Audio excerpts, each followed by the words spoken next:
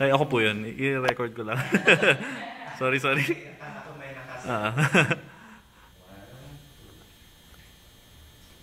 Mga anak, simula ngayon, may malaking pagbabago sa ating pamumuhay. Kailangan natin magtipid sa mga bagay-bagay, mga gastusin.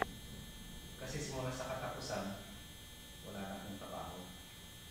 Ha? Anong nangyari? Paano na tayo?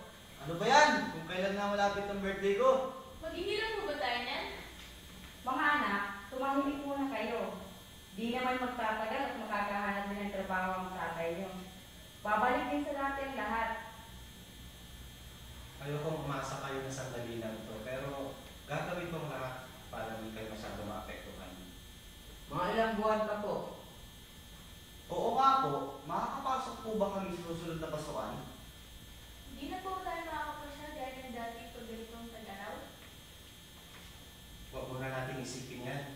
Pag-usapan natin kung paano tayo makakaraos. Okay natin. Ano? Di naman lahat ng OFW gumaganda ang buhay ah. Mali ka dyan, kuya. Yung kaibigan ko, kung nakita mo mga gamit niya, laging bago at imported. Ganun lang ba yun? Sa gamit lang ba nasusukat ang lahat? Paano si inay? Kawawa lang siya doon. Eh ano pa ba? Masaya ka na lang ba ng ganito? Pangarap ko yata bumili ng PSP. Bakit?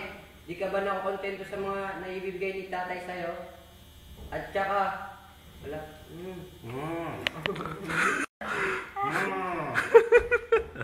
Last na yan, ha? Director! Okay. Kundi wala kang talent fee. Ano? Di naman lahat ng OFW gumaganda ang buhay ah.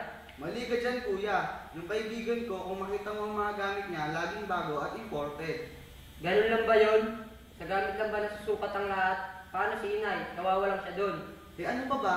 Masaya ka na lang ba ng ganito? Pangarap ko yata bumili ng PSP. Bakit? Di ka ba nakakontento sa mga naibibigay ni Itay sa'yo? At saka maglaro ka na lang ng Dota sa computer. Ah, basta. Sang-ayon ako kay inay. Okay, play natin.